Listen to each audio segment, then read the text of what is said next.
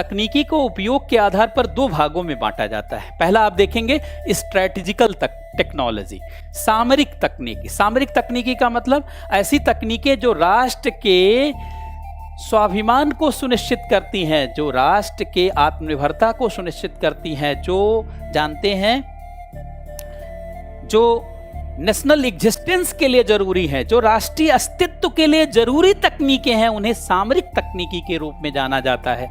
जैसे आप space technology को देख सकते हैं, डिफेंस टेक्नोलॉजी को देख सकते हैं और न्यूक्लियर टेक्नोलॉजी को देख सकते हैं। इनके नाते भारत का वैश्विक उदय हुआ है, इससे परमाणु युग आया है।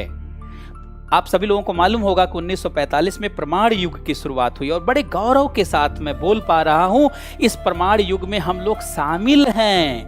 दुनिया के कुछ ही देश शामिल हैं, 7-8 देश, और उसमें हम लोग आते हैं।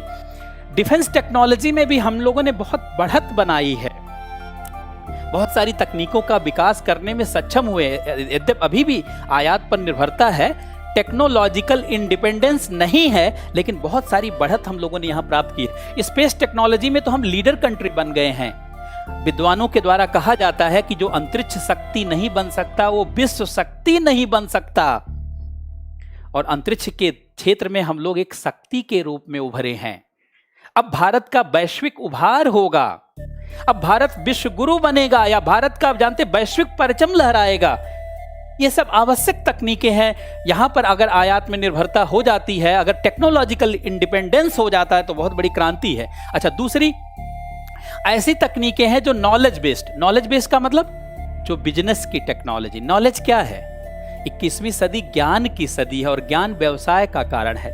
जितना ज्यादा ज्ञान होगा, जितना ज्यादा शोध और बोध होगा, उतना ही ज्यादा व्यवसाय आपका व्यापक होगा। तो जब हम कहते हैं नॉलेज बेस्ड टेक्नोलॉजी, इसका मतलब बिजनेस की तकनीक, जैसे बायोटेक्नोलॉजी, बहुत सारी दवाओं का विकास, बहुत सारा वैक्सीन का विकास, बहुत सारा एग्रीकल्चर के लिए डेवलपमेंट, बहुत सारा अन्य डेवलपमेंट इसके अंतर्गत आता है। नैनो टेक्नोलॉजी में भी बहुत सारे न्यू मटेरियल का विकास, ग्राफीन का विकास, कार्बन नैनो ट्यूब का विकास, फुलरीन का विकास, मोबाइल जो आप लोग चलाते हैं, या लैपटॉप जो बनता है, या तमाम जानते प्रोसेसर जो बनते हैं, जो ट्रांजिस्टर बनते हैं, या तमाम सेमीकंडक्टर बनते हैं, सब उनके लिए न्यू मटेरियल डिजाइनिंग इसके अंतर्गत होती है। आईटी, जिसमें हम लोगों का पूरी दुनिया में दूसरा स्थान है। टेलीकॉम, जिसमें हम लोगों का 5वां स्थान है दुनिया में। रोबोटिक्स, जिसमें हम लोग लगातार आगे बढ़ रहे हैं। आर्टिफिशियल इंटेलिजेंस, इसमें हम लोगों की एक बहुत बड़ी पहल है। भारत जानते बहुत प्रभावी रूप में आगे बढ़ रहा है। ब्लॉकचेन टेक्नोलॉजी, इसमें भी हम लोग लगातार डेवलपमेंट कर रहे हैं और 2018 के बजट में जानते हैं इसके लिए नींव रखी गई।